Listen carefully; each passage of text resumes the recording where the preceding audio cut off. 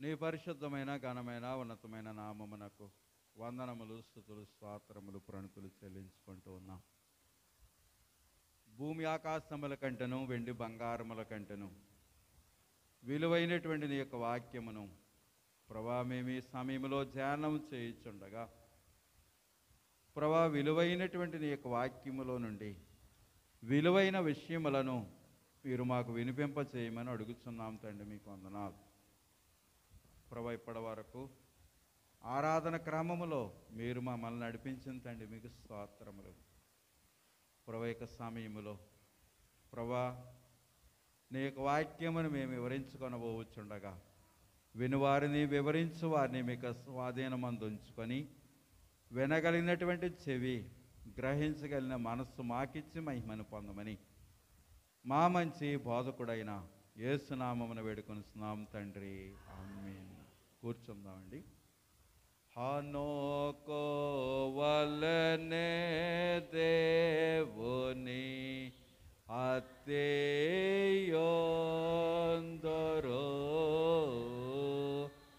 హనోకో వలనే దేవుని అత్తేయోందరో వారు ఏనాడో ఒకనాడు పైకి ఎగిరిపోదురు. వారు ఏనాడో ఒకనాడు పైకి ఎగిరిపోదురు.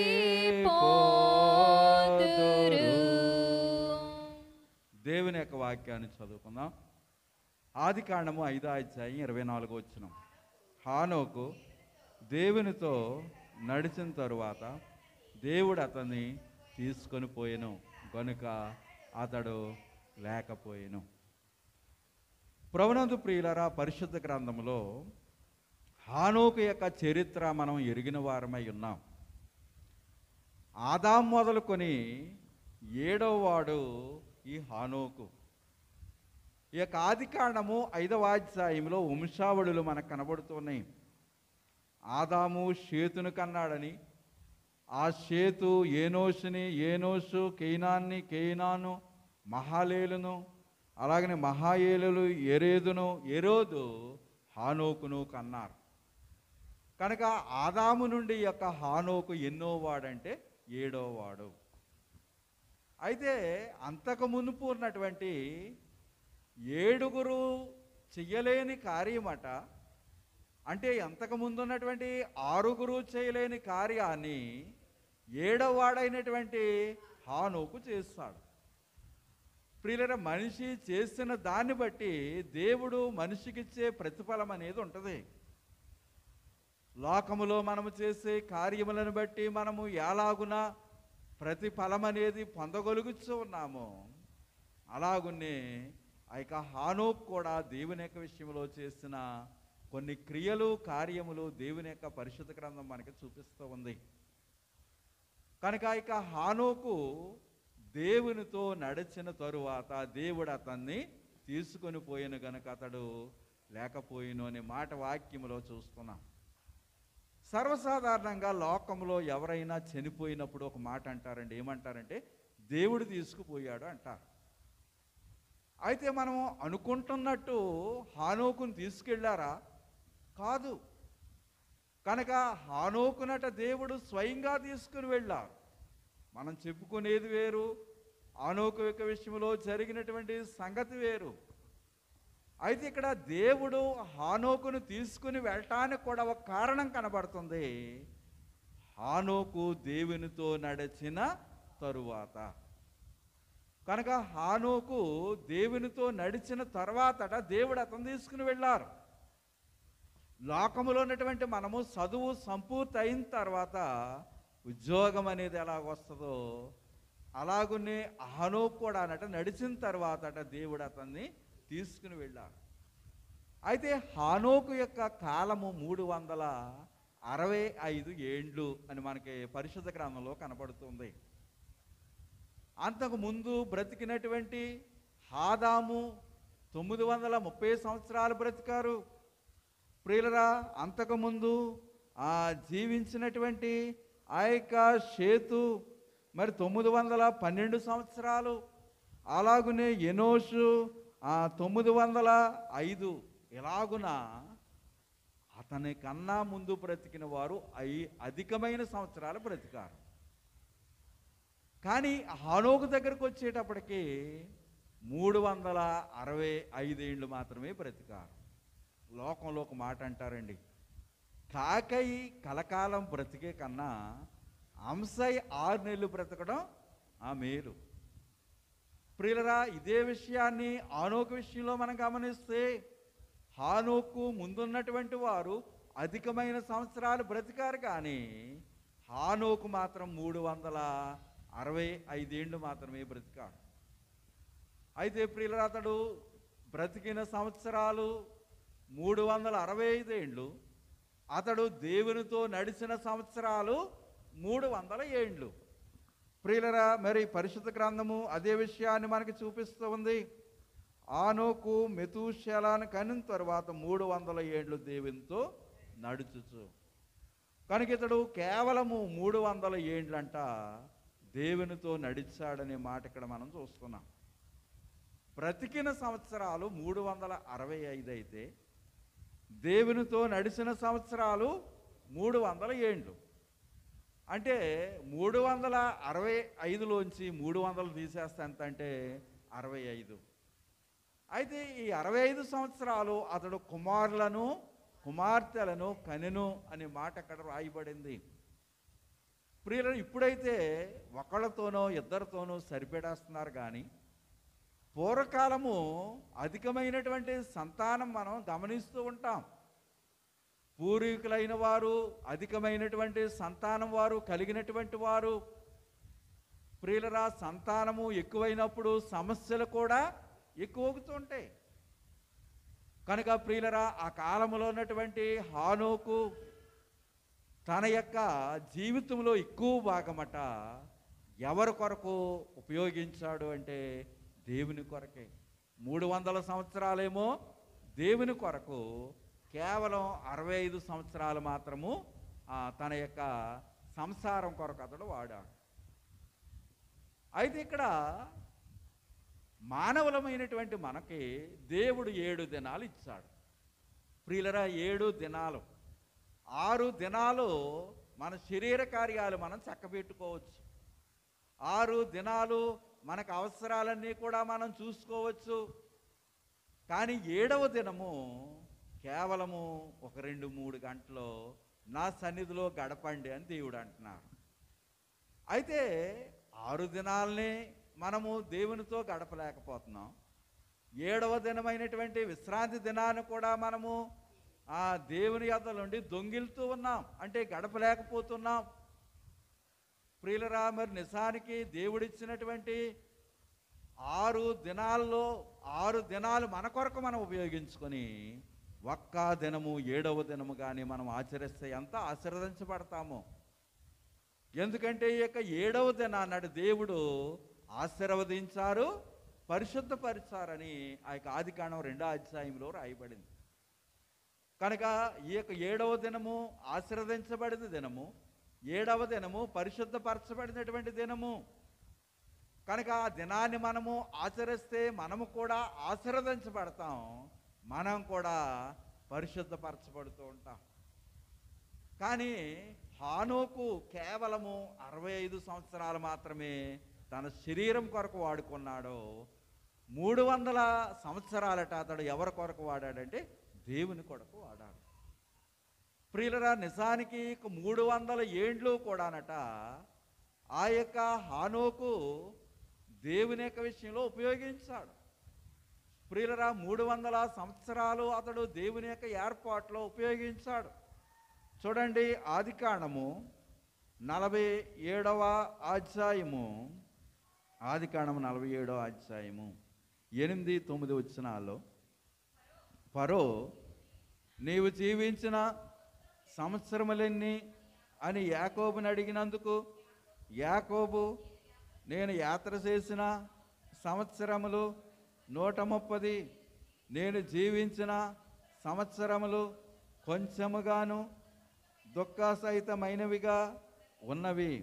అవి నా పితరులు యాత్ర చేసిన దినముల్లో వారు జీవించిన సంవత్సరములన్నీ కాలేదని ఫరోతో చెప్పి. కనుక ఇక్కడ ఐగుప్తు దేశం వెళ్ళినటువంటి యాకోబును ఫరో ప్రశ్నిస్తూ ఉన్నాడు. ఏమనంటే, నీ వయసు ఎంత? మన భాషలో చెప్తున్నానండి. కనుక నీ వయసు ఎంత అని చెప్పేసి అడిగాడు. ప్రియులరా, ఫరో అడిగినటువంటి ప్రశ్న, నీవు జీవించిన సంవత్సరాలు ఎన్ని అని చెప్పేసి అడుగుతున్నాడు. దానికి జవాబుగా యాకోబు అంటూ ఉన్నాడు, నేను యాత్ర చేసిన సంవత్సరాలు 130. ప్రియులరా, పరిశుద్ధ గ్రంథము యాకోబుని గురించి అంటుంది, యాకోబు బ్రతికిన కాలం ఎంత అంటే 147 సంవత్సరాలు. చూడండి, అనుమానంగా నా మొక్క చూస్తున్నారు కొంతమంది.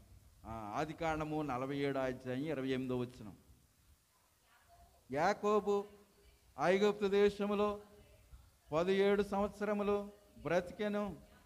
యాకోబు దినములు అనగా అతడు జీవించిన సంవత్సరములు 147. కనుక అతడు బ్రతికిన సంవత్సరాలు 147. కానీ ప్రియులు, ఇక్కడ యాకోబు చెప్పే సమాధానం ఏంటంటే, నేను యాత్ర చేసిన సంవత్సరాలు 130 అని చెప్పేసి అంటున్నాడు.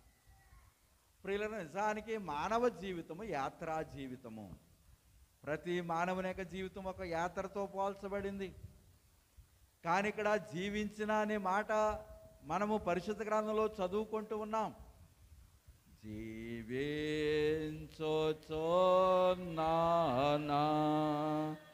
జీవంబుగా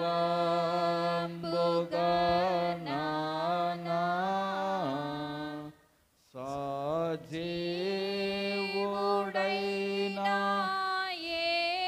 యేసునోతా సరిచూచుకొనేదన్. సజీవుడైనా యేసుయోతా సరిచూచుకొనేదన్. కనుక ప్రియులరా, ప్రతి మానవుని యొక్క జీవితంలో యాత్ర చేసిన సంవత్సరాలు ఉంటాయి, జీవించిన సంవత్సరాలు కూడా ఉంటాయి. కనుక ప్రియులరా, దేవుని యొక్క వాక్యాన్ని బట్టి ఇక్కడ మనం అర్థం చేసుకుంటే, యాత్ర చేసిన సంవత్సరాలు వేరు, జీవించినటువంటి సంవత్సరాలు వేరు. కనుక యాత్ర చేసిన సంవత్సరాలు వేరుగాను, జీవించిన సంవత్సరాలు వేరుగాను మనం చూస్తున్నాం. ప్రియులరా, జీవించిన సంవత్సరాలంటే మనము దేవుణ్ణి నమ్మి బాప్తీసం పొంది భక్తి, నమ్మకము, విశ్వాసము కలిగి నడిచినటువంటి కాలమంతా కూడా ఎలాంటిదంటే జీవించినటువంటి కాలమే. ప్రభు సువార్తల్లో ఒక మాట అంటారు, మీకు జీవము కలుగునట్లు మీరు నా యొద్దకు రానొల్లరు అంటారు. అంటే మనకి జీవం కలగాలి అంటేనట మనం ఎక్కడికి రావాలి? దేవుని దగ్గరికి రావాలి. ప్రియులరా, ఎప్పుడైతే మనము దేవునికి సమీపంగా ఉంటామో, ఎప్పుడైతే మనము దేవుని యొక్క సహవాసములో మనం ఉంటామో, అప్పటి నుంచినట మనలో ఏముంటుందంటే జీవం అనేది ఉంటుంది. దేవునికి మనం దూరంగా ఉంటే, ప్రియులరా, ఆరాధనకి దూరంగా ఉన్నా, ఇంకా చూస్తే ఆయా ప్రార్థనలకు మనం దూరంగా ఉన్నా మనము జీవాన్ని పోగొట్టుకుంటున్నామన్నమాట. కనుక మనము జీవము పొందినట్లట మనము ఎక్కడికి రావాలంటే దేవుని దగ్గరకు రావాలి. ప్రియులరా, మనము దేవునికి ఎడంగా ఉన్నటువంటి కాలము యాత్రా కాలముగాను, మనము దేవునిలోనికి వచ్చి ఆయన నమ్మి మనం జీవించిన కాలము జీవించిన కాలంగాను దేవుని యొక్క వాక్యం మనకి ఒక ఉన్నతమైన విషయాన్ని చూపిస్తూ ఉంది. అలాగున్నే యొక్క హనోక్ కూడా దేవునితో నడిచిన కాలం కనపడుతుంది. అంతేకాకుండా ఇతడు బ్రతికిన కాలం కూడా మనకు కనపడుతుంది. కనుక ప్రియులు, ఎంతకాలం బ్రతికినా కానీ మనిషి దేవుణ్ణి తెలుసుకోకుండా, దేవుని యొక్క ఏర్పాట్లోనికి రాకుండా, దేవునికి దూరంగా మనిషి బ్రతికిన బ్రతుకు బ్రతికి కాదు. కనుక ప్రియులరా, ప్రభు లోనికి వచ్చి ప్రభువుకు సమీపంగా మనము జీవించడం ద్వారా ఆశీర్వాదము, దీవెన అనేది మనము ధారాళముగా పొందేవారమై ఉంటాం. కనుక హానోకు యొక్క జీవితము చాలా ఉన్నతమైనటువంటి జీవితము. కనుక ఈ యొక్క హానోకు యొక్క జీవితము చాలా మరి దేవునితో నడిచినటువంటి జీవితంగా మనకు కనబడుతుంది. సర్వసాధారణంగా ఇద్దరు మనుషులు కలిసి వెళుతూ ఉన్నారు. ప్రియులర, వారు వెళుతూ ఉన్నప్పుడు ప్రక్కన నడుస్తూ ఉంటారు. అలా నడిచేటప్పుడట ఒకరు అడుగు ముందు పడవచ్చట, ప్రక్కవారి అడుగు కొంచెం వెనక్కి పడవచ్చట. అడుగుల్లో సమానత్వం అనేది ఉండదట, ఎంతో కొంత వ్యత్యాసం ఉంటుందట. కానీ హానోకు దేవుడు నట ప్రక్కనే నడుస్తూ ఉన్నారట. దైవజనులు తండ్రి గారు అన్నారు, అంగుళం కూడా తేడా లేకుండా హానోకు నడిచాడట. కనుక కనీసం అట అంగుళం కూడా తేడా లేకుండానట ఆ యొక్క హానోకు దేవుని యొక్క విషయంలో నడిచినటువంటి వాడుగా దేవుని యొక్క పరిశుద్ధ గ్రంథం మనకి చూపిస్తూ ఉంది. కనుక ప్రియులు, కనీసం ఒక అంగుళం కూడా తేడా లేకుండా కనుక ఆ యొక్క నడక అనేది హానోకు యొక్క జీవితంలో ఉంది. కనుక ఆ యొక్క హానోకు దేవుని యొక్క విషయంలో అంతా ఉన్నతమైన ఏర్పాట్లో ముందుకు సాగినటువంటి వాడిగా పరిశుద్ధ గ్రంథం మనకి చూపిస్తుంది. అయితే దేవుడు నిరాకారుడు, మానవులమైన మనము ఆకారము కలిగిన వారు. ఆకారము కలిగిన మనము నిరాకారుడైన దేవునితో నడవగలమా అని చెప్పేసి మనం ఓ ప్రశ్న వేసుకుంటే, నడవటం సాధ్యమే అని నిరూపించినటువంటి వాడు ఎవరంటే హానోకు. ప్రియులరా, పరిశుద్ధ గ్రంథము 7 రకాలైనటువంటి నడకల గురించి చెప్తూ ఉంది. కనుక పరిశుద్ధ గ్రంథము చెప్పే నడకలు ఏంటంటే, ప్రియులరా, వాక్యముతో నడుచుట, ఇంకా చూస్తే ఆ ప్రేమతో నడుచుట, జీవముతో నడుచుట, ప్రియులరా విశ్వాసముతో నడుచుట, ఆత్మతో నడుచుట, ఆయనకు తగినట్లు నడుచుట. కనుక ఎలాగున పరిశుద్ధ గ్రంథము అనేకమైనటువంటి నడకల్ని మనకి చూపిస్తూ ఉంది. కనుక ప్రియులరా, ఈ యొక్క నడక అనేది ఇక్కడ మనం చూస్తే మొదటి నడక వాక్యముతో నడుచుట. కనుక దేవుని యొక్క వాక్యముతో మనం నడవాలి. అంటే ప్రతి దినము కూడా దేవుని యొక్క వాక్యాన్ని మనం ఏం చేయాలంటే చదవాలి. కనుక దేవుని వాక్యాన్ని చదవటమే ఏమై ఉందంటే దేవుని యొక్క వాక్యముతో నడవటమై ఉంది. సర్వసాధారణంగా మనము ఆదివారం ఒక రోజే బైబిల్ ముట్టుకుంటాం, కానీ మిగిలిన రోజుల్లో బైబిల్ జోలికి మనం వెళ్ళలేము. కనుక ప్రియులరా, మరి మిగిలిన దినాల్లో బైబిల్ని మనము తాకలేము, చదవలేము. కానీ మనకి ఖాళీ ఉన్నా లేకపోయినా, మనకి ఏదైనా వీలున్నా వీలు లేకపోయినా కానీ దేవుని యొక్క వాక్యాన్నట దినదినం కూడా మనం ఏం చేయాలంటే చదవాలి. ఉదయం నుంచి నాకు ఖాళీ లేదండి, నేను టిఫిన్ చేయలేదు అన్నోళ్ళు ఎవరైనా ఉంటే దయచేసి చెయ్యొద్దండి. ప్రియులరా, ఖాళీ లేక టిఫిన్ మానేస్తామా? ఖాళీ లేకుండా భోజనం మానేస్తామా? ఏం మానం.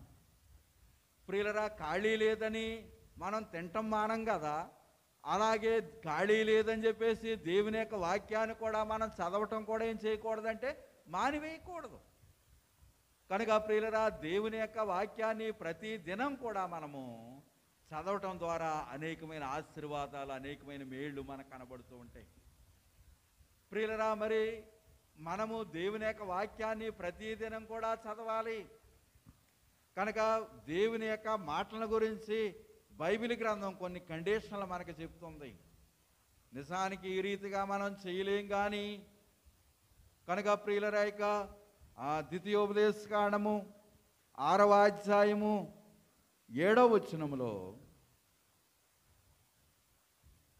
నీవు నీ కుమారులకు వాటిని అభ్యసింపజేసి నీ ఇంట కూర్చున్నప్పుడును, త్రోవను నడుచునప్పుడును, పండుకొన్నప్పుడును, లేచినప్పుడును వాటిని గురించి మాట్లాడవలను. సూచనగా వాటిని నీ చేతికి పట్టుకొనవలను. ప్రియుల, దేవుని యొక్క మాటల గురించి మొట్టమొదటగా నీవు నీ కుమారులకు వాటిని అభ్యసింపజేసి. అంటే మనమట దేవుని యొక్క వాక్యాన్ని మన బిడ్డలకు ఏం చేయాలంటే నేర్పించాలి, అభ్యాసం చేయించాలి. కనుక కేవలము అభ్యాసం చేయించాం కదని ఊరుకోకూడదు. కానీ ప్రియులరా, నీ ఎంట కూర్చున్నప్పుడు కనుక కూర్చున్నప్పుడు దేవుని యొక్క వాక్యాన్ని గురించే మనం మాట్లాడుకోవాలట. రెండవది చూస్తే త్రోవను నడుచున్నప్పుడు, అంటే దారిలో మనం ఎక్కడికైనా వెళుతూ ఉంటే, ప్రయాణమే వెళుతూ ఉన్నా, పక్కింటికి వెళుతూ ఉన్నా, ఎక్కడికి వెళుతున్నా మనం అటు దేని గురించి మాట్లాడాలంటే దేవుని యొక్క వాక్యాన్ని గురించి మాట్లాడాలి. అంతేకాకుండా పండుకొన్నప్పుడును లేచినప్పుడును. ప్రియులరా, మరి ఇన్ని విషయాల్లో మనం దేవుని యొక్క వాక్యాన్ని కలిగి ఉంటే ఇంకా మన ఆత్మ నిండా దేనితో నిండిపోద్దంటే దేవుని యొక్క వాక్యంతో నిండిపోద్ది. సువార్తల్లో పేతురు ప్రభుని ఒక మాట అడుగుతారు, ప్రభువా, నా సహోదరుడు నా విషయంలో తప్పు చేస్తే నేను ఎన్ని సార్లు క్షమించాలి?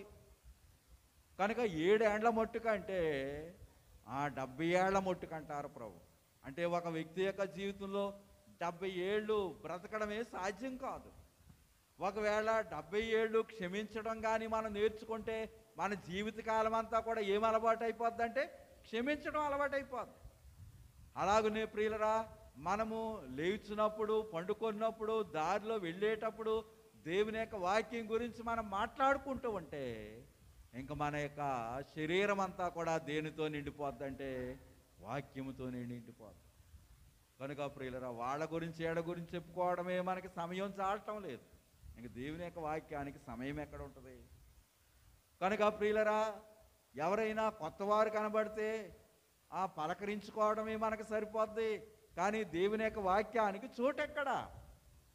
కానీ ప్రియులరా, మనమట వాక్యముతో నడవాలి. రెండవది చూస్తే ప్రేమతో నడవాలి. ప్రియులరా, దేవుడు ప్రేమై ఉన్నాడు.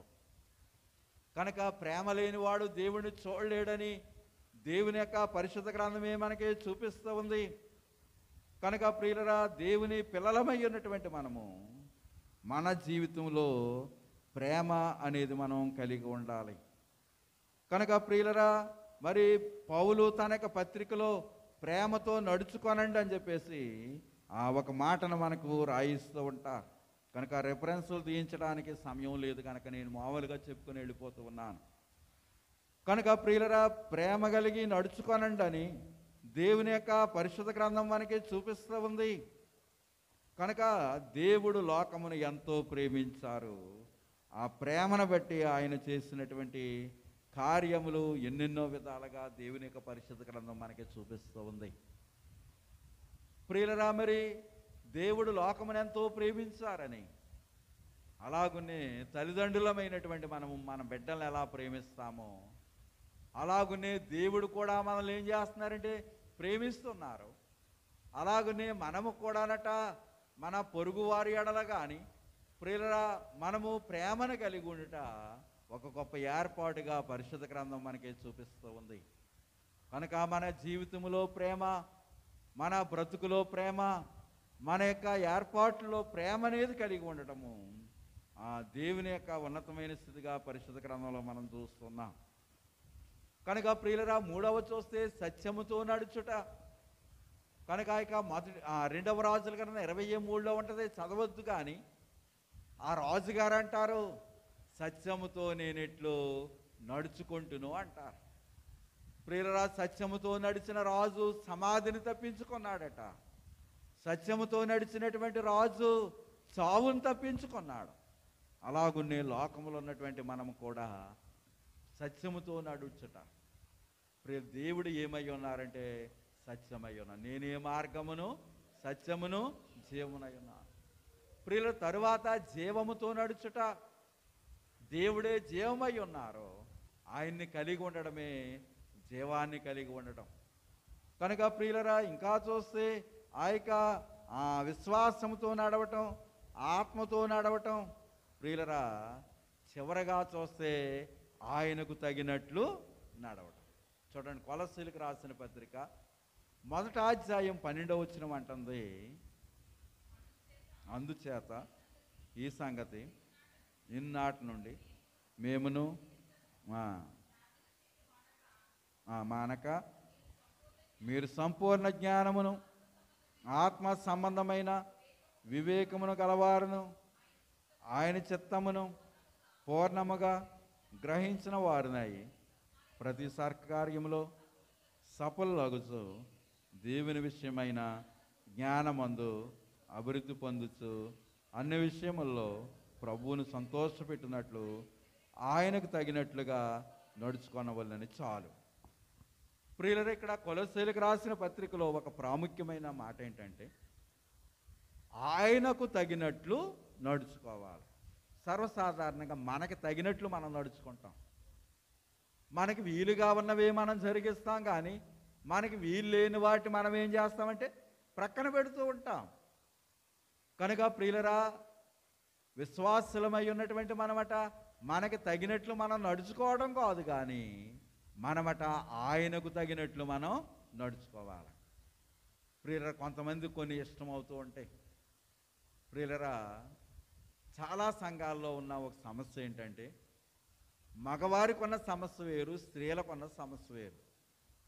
మగవారేమో చుట్టలు కాల్చే సమస్య ఉండొచ్చు, ఆడవారికేమో బొట్టు పెట్టుకునే సమస్య ఉండొచ్చు. కనుక ప్రియులరా, నిజానికి వాటిని విడిచిపెట్టగలమంటే విడిచిపెట్టలేము. అయితే ప్రియులరా, దేవుని యొక్క వాక్యాన్ని ఇక్కడ మనం పరిశీలన చేస్తే మనమట మనకి తగినట్లు మనం నడుచుకోమని వాక్యం చెప్పటం లేదు, కానీ దేవునికి తగినట్లట మనం ఏం చేయాలంటే నడుచుకోవాలి. కనుక ఏది దేవునికి వ్యతిరేకమైందో, ఏది దేవునికి ఇష్టము లేదో, కనుక ప్రియులరా, ఏది దేవునికి మరి వ్యతిరేకమైనటువంటి పరిస్థితిని చూపిస్తుందో దాన్ని మనం తక్షణమే ఏం చేయాలంటే విడిచిపెట్టాలి. కనుక ప్రియులరా, లోకములో ఉన్నటువంటి మనుషులు తమకు ఇష్టమైన దాన్ని విడవలేరు, తమకు అనుకూలమైన దాన్ని విడవలేరు. కనుక మరి పాస్టర్లే చెప్తారు, కానీ దేవుడు అలా చెప్పలేదంటారు కొంతమంది. కనుక ప్రియులరా, నిజానికి దేవుడు చెప్పిందే పాస్టర్లు చెప్తారు. కనుక ప్రియులరా, బైబిల్ గ్రంథాన్ని మనం చదివితే ఏది చేయాలో ఏది చేయకూడదో స్పష్టంగా మనకి రాయబడింది. కనుక ప్రియులు, ఎలాగున 7 రకాలైనటువంటి నడకలు వాక్యములో మనం గమనిస్తున్నాం. ఈ 7 రకాలుగా అన్నట ఎవరు నడిచారంటే హానోకు నడిచాడు. కనుక ప్రియులు, వాక్యముతో నడిచాడు, ప్రేమతో నడిచాడు, ప్రార్థనలో నడిచాడు, జీవముతో నడిచాడు, దేవునికి తగినట్లు ఈ రీతిగా నడిచినందువల్ల అతడు దేవునితో నడిచిన తరువాతట దేవుడు అతన్ని తీసుకుని వెళ్ళాడు.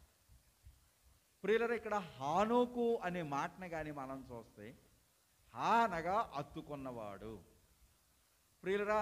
రెండవది నో అనగా నొచ్చుకున్నవాడు, మూడవది కు అనగా కూర్చున్నవాడు. హత్తుకున్నాడట, నొచ్చుకున్నాడట, కూర్చున్నాడట. కనుక ప్రియులరా, మరి ఈ యొక్క హానోకు ఎవరిని హత్తుకున్నాడు అంటే హానోకు దేవుడిని హత్తుకున్నాడు. కనుక రూతు గ్రంథంలో రూతుని గురించి చదువుకుంటాం. రూతట తన యొక్క అత్తను హత్తుకుంది. ప్రియులరా, వార్ప అంటే తోటికోడలైనటువంటి వార్ప ఏం చేసిందంటే ఏడ్చింది కానీ హత్తుకోలేదు. కనుక ఇప్పుడు హత్తుకున్నటువంటి రూతు గొప్ప అంతస్తును సంపాదించుకుంది. క్రొత్త నిబంధన గ్రంథము మత్తయి సువార్త 1వ అధ్యాయములో రూతు పేరు కనపడుతుంది. అంతేకాక ఆమె ఇశ్రాయేలీల యొక్క ఏర్పాటులోని కూడా ఆమె వచ్చి వేస్తుంది. కనుక ప్రియుల యొక్క రూతు హత్తుకోవడాన్ని బట్టి అన్ని ఆశీర్వాదాలు రూతు పొందింది. అలాగనే హానోకు కూడా అనట ఎవరిని హత్తుకున్నాడంటే దేవుడిని హత్తుకున్నాడు. ప్రియులరా, చూడండి, ద్వితీయోపదేశకాండము 4వ అధ్యాయము 4వ వచనం అంటుంది, మీ దేవుడైన యెహోవాను హత్తుకొనిన మీరందరూ నేటి వరకు సజీవులై ఉన్నారు. హత్తుకున్నవారట సజీవులై ఉన్నారట, హత్తుకోలేని వారు సజీవులై లేరు, అంతే కదా. కనుక ప్రియులరా, హత్తుకున్నటువంటి వారట ఎలా ఉన్నారంటే సజీవులై ఉన్నారు. ప్రియులరా, లోకాన్ని హత్తుకునేవారు ఉంటారు, ప్రియులరా చుట్టాలను హత్తుకునేవారు ఉంటారు, స్నేహితులను హత్తుకునేవారు ఉంటారు. ప్రియులరా, అనేకమైన రీతిలుగా మానవులు శరీర సంబంధంగా హత్తుకుంటూ ఉంటారు. కానీ హానోకు అలాగున చేయలేదు. హానోకట ఎవరిని హత్తుకున్నాడంటే దేవుడిని హత్తుకున్నాడు. కనుక ప్రియుల హత్తుకున్నటువంటి హానోకు అంతస్తును సంపాదించుకున్నాడు. రెండవది నొచ్చుకున్నవాడు. ప్రియులరా, నొచ్చుకోవడం అంటే బాధపడటం. ప్రియులరా, ఎవరైనా కష్టాల్లో ఉన్నారనుకోండి, శ్రమల్లో ఉన్నారనుకోండి, కొంతమంది నవ్వుతారు. కానీ హానోకు అలా నవ్వేవాడు కాదు, తన మనస్సునట బాధపరుచుకునేవాడు. కనుక వారు శ్రమలో ఉంటే, ఇబ్బందుల్లో ఉంటే ప్రియులరా, మన యొక్క మనస్సు కూడా బాధపడాలి. కనుక హానోకు అలాగున నొచ్చుకునేవాడు. మూడవదిగా చూస్తే కూర్చున్నవాడు. కనుక ప్రియులరా, ఎక్కడ కూర్చున్నాడంటే దేవుని దగ్గర కూర్చున్నాడు. ప్రియులరా, ఎక్కడ కూర్చున్నాడు అంటే దైవ సంబంధమైనటువంటి విషయాల్లో కూర్చున్నాడు. కనుక ఇక ఎస్తేరు గ్రంథం 2వ అధ్యాయం 19వ వచనములో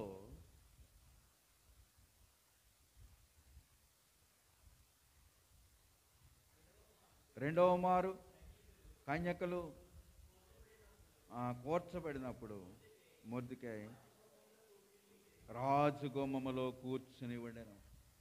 ప్రియుల యొక్క మొర్దెకై అట ఎక్కడ కూర్చున్నాడంటే రాజు గుమ్మములో కూర్చున్నాడు.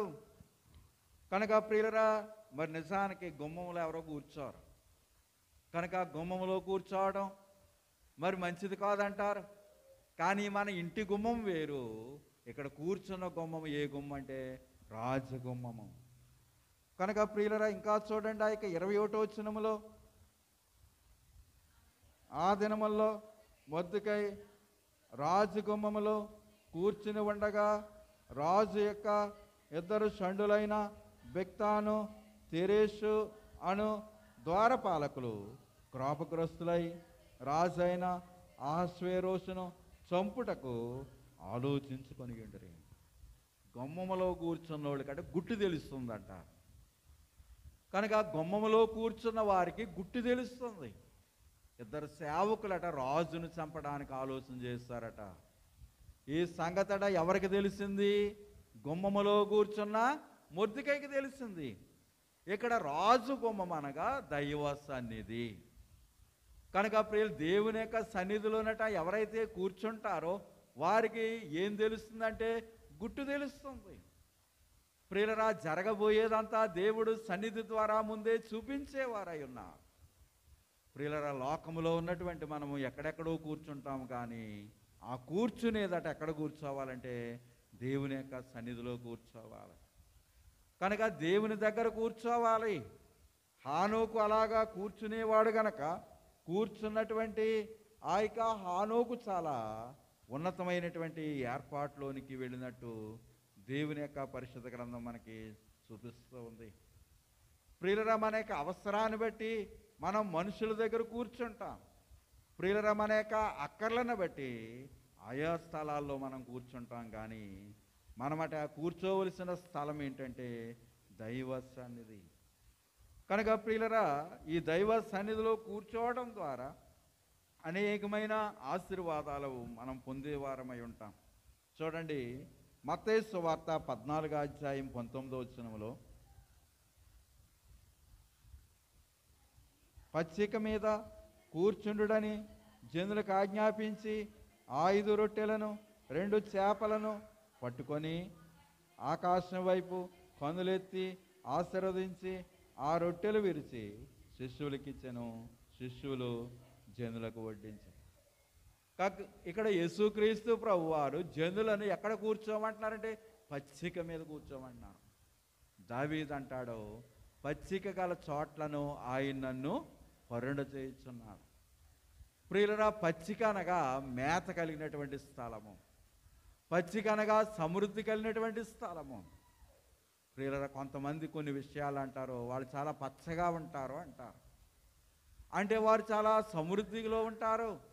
అలాగనే దేవుడు కూడా మనలను ఎక్కడ కూర్చోబెడతారంటే పచ్చికలో కూర్చోబెడతారు. కనుక ప్రియులరా, పచ్చిక కలిగినటువంటి ఏర్పాటు దేవుడు మనకిచ్చిన ఏర్పాటు అయి ఉంది. కనుక హానోకు ఆ రీతిగా కూర్చున్నాడు. కూర్చోపోతేనట కుమ్మరాలు తెచ్చుకుంటారట. ప్రియులరా, కూర్చోలేని వారికి ఏమొస్తాయంటే కుమ్మరాలు వస్తాయి, సమస్యలు వస్తాయి, ఎక్కట్లు వస్తాయి. ప్రియులరా, ఒక సంఘములో మనము ఆలోచన చేస్తే ప్రియులరా, కొంతమంది ఒకే సంఘములో ముందుకు సాగుతుంటారు. వేరు వేరు సంఘాలకి ఎక్కడికెక్కడికంటే పరుగులెత్తరు. కనుక ప్రియులరా, కొంతమంది ఏమో ప్రియులరా ఆయా సంఘాల్లోనికి పరుగులెత్తేవారు ఉంటారు. ఇక్కడ మనం గ్రహించవలసిన సంగతి ఏంటంటే, పరుగులెత్తడం ద్వారా ఏ ఆశీర్వాదం దొరకదు.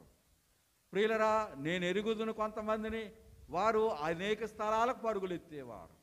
ప్రియులరా, మరి పరుగులెత్తినటువంటి వారి యొక్క పరిస్థితి ఎలా ఉందంటే అగమ్య గోచరంగా ఉంది. ప్రియులరా, అనేక సమస్యల్లోనికి, అనేక చిక్కుల్లోనికి వారు వెళ్ళిపోయారు. స్థిరంగా ఉంటేనే మనకు ఆశీర్వాదం, కానీ పరుగులెత్తితే మనకి ఏ దీవెన, ఏ ఆశీర్వాదం కూడా దొరకదు. కనుక ఒక సంఘాన్ని మనము ఆనుకొని ఉన్నప్పుడు, ఒక సంఘములో మనము సాగుతున్నప్పుడు, ఏది ఏమైనా కానీ ఆ సంఘంలోనే మనం సాగాలి, కానీ వేరు వేరు పరిస్థితుల వైపు మనం వెళ్ళకూడదు. కనుక పరిశుద్ధ గ్రంథం అంటుంది, స్థిరులై ఉండండి అంటుంది. ప్రియులరా, మీరు నమ్మకపోతే స్థిరంగా ఉండలేరు అంటుంది. అంటే మనము నమ్మకపోతేనట అస్థిరత్వం అనేది మనలో ఉంటుంది. నమ్మిక అనేది మనం కలిగి ఉంటే మనం ఎలా ఉంటామంటే స్థిరంగా ఉంటాం. నీవే యన్నే నమ్మిక యేసు నాకు నీవే యని నమ్మిక, నీవే మార్గంబు, నీవే సత్యంబు, నీవే జీవంబు, నీవే సర్వంబు, నీవే యని నమ్మిక. యేసు నాకు నీవే యని నమ్మిక. కనుక ప్రియులరా, హానోకు యొక్క జీవితము సామాన్యమైన జీవితం కాదు. హానోకు యొక్క అంతస్తు సామాన్యమైన అంతస్తు కాదు. కనుక హానోకు లోకం మీద ఆనుకోలేదు, హానోకు మనుషుల మీద ఆనుకోలేదు, కానీ హానోకట దేవుని మీద ఆనుకున్నాడు. అందుకనే దైవజనులు రాసిన చరణంలో పాడుకున్నాం, హానోకు వలనే దేవుని హత్తి ఉందురు. కనుక మానవులమైనటువంటి మనం మనుషుల్ని హత్తుకోవడం ద్వారా ఏ విధమైన ఉపకారం లేదు, కానీ దేవుణ్ణి హత్తుకోవడం ద్వారా అనేకమైన ఉపకారాలు మనం పొందేవారమై ఉంటాం. కనుక దేవుడు అందరికీ ఉపకారి. ప్రియులరా, మరి నిజానికి దేవుని యొక్క ఏర్పాటును అనుసరించి మనం సాగితే మనం దీవించబడతాం, ఆశీర్వదించబడతాం. అట్టి దీవెన దేవుడు మనకు అనుగ్రహించును గాక.